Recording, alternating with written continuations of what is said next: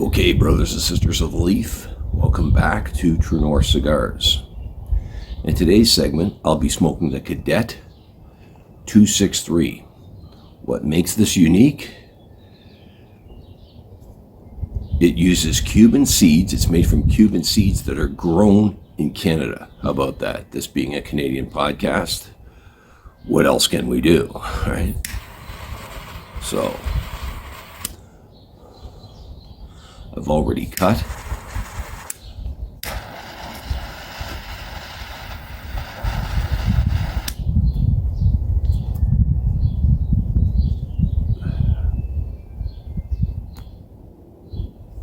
I would say it's more of a cigarillo. Apparently it comes, the Cadet comes in different sizes.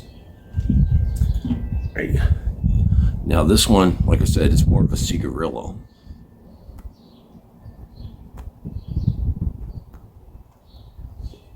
I bought it from a shop not too far from here. It's the flavor is actually not half bad.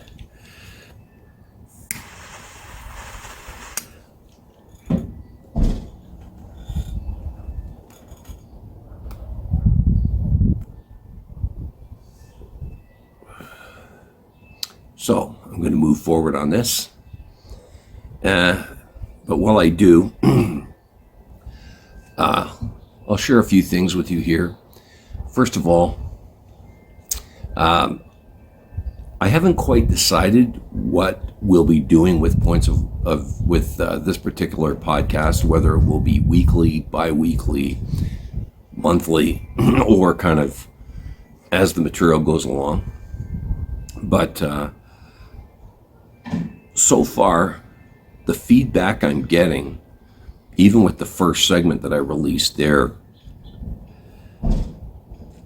on the 11th, has been quite positive. So I'm going to keep going here, and we'll see where this particular cigar goes.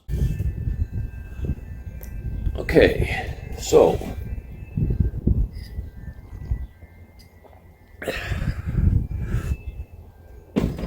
we're progressing quite nicely here.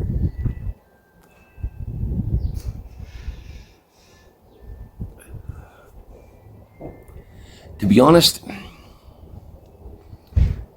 it tastes more like a cigarillo per se.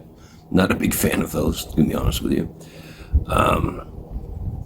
I'd also love to know where this is grown. I do know that up around Delhi, Ontario, Simcoe, Ontario, they used to grow a lot of tobacco up there. Don't know whether they still do. I know some of the farmers, owing to the anti-tobacco legislation and the number of people giving up cigarette smoking,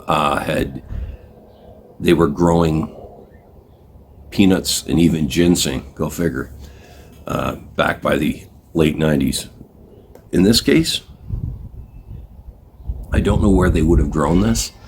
I also want to know where they grow the tobacco. Apparently, I believe it's the Chow Borealis. They use Canadian tobacco. In that, I haven't been able, I promise you, as we go along, I will try to, I can't seem to get one right now, but when I do, I will feature it straight away, because I really want to feature anything grown here in Canada. Like I said, this being a Canadian podcast.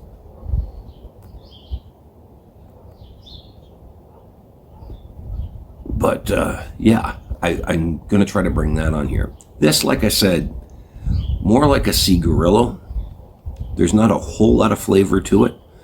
I'm glad I tried it, but I'll keep going and I'll keep you posted on, let me see, first of all, how much. I might have the bill still.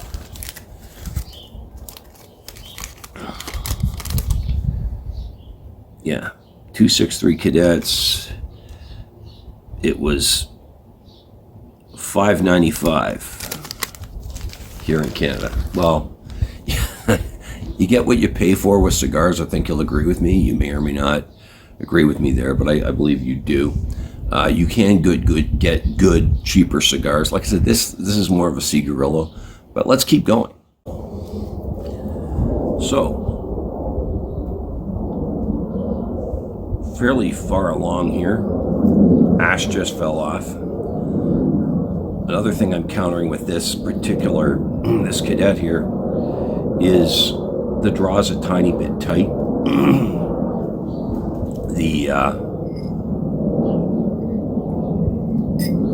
Like I said, I'm a quarter of the way through here. I'm not getting a whole lot of flavor transitions. Most cigars really gain flavor as they go along. I'm not sensing that here. But yeah, let's just keep going and find out. Okay.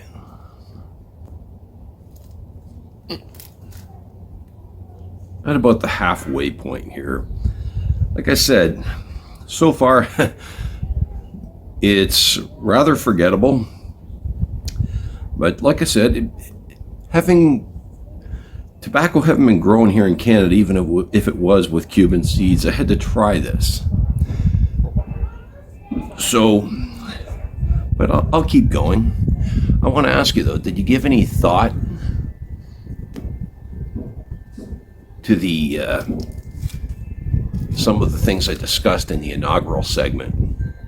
For instance, when it comes to the taxation of cigars, pipe tobacco, and so on here in Canada, I could keep saying I think it's very discriminatory. Too much of anything can be hazardous to one's health, right?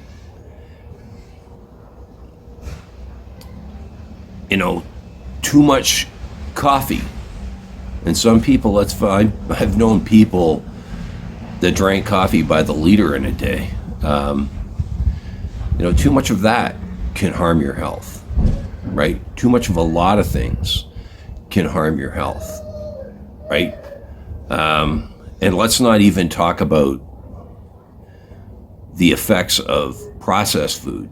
I'm not trying to give the government any ideas, but to me, something such as cigars and pipes aren't going to hurt anybody. The other thing is some of these laws that we have, prime example, like I said, I've been on a patio in where we could patio in Burlington, Ontario, where we were allowed to smoke cigars. Now, I've spoken to some of the retailers here where I live, and they would like to do such a thing, but unfortunately, they know that bylaw enforcement would never leave them alone if they did that, right? The patio would have to be so far back from their property line, or so far back away from their business, so far over from the property line, and they would just, like I said, bylaw enforcement wouldn't leave them alone about that. The minute a customer stepped off their back porch and with their cigar and walked a little ways towards their business, there'd probably be a bylaw enforcement officer there writing them a ticket, the business a ticket. You know, the minute a puff of smoke went over the fence, you know, they'd be issued a fine. There is a cigar lounge not too far from where I live. It's not in the city, so they're allowed to kind of have that where it is. Having said that, there are cigar retailers here in the city that would like to open a lounge. Unfortunately, there again, bylaw enforcement, you know, government legislation prohibits them from doing so. I've been in lounges when I was down in the States. It's a wonderful thing. They bring in a lot of business. They pay their taxes like anybody else, right? So to me, that's something we have to look at, is loosening up the laws so that people can be allowed to enjoy their pipe or their cigar in a lounge, a proper lounge, ventilated, like there was one I was at in particular down in the States where, I believe it was in Phoenix, Arizona, where there was quite a number of us in that lounge smoking cigars, but it was properly ventilated. It was built for that sort of thing, right? So it is something we have to think about moving forward here on True North Cigars, right? Legislation. Should we not be trying to change that so that people can enjoy these things, pay their taxes, and end this kind of cradle to grave overreach of government?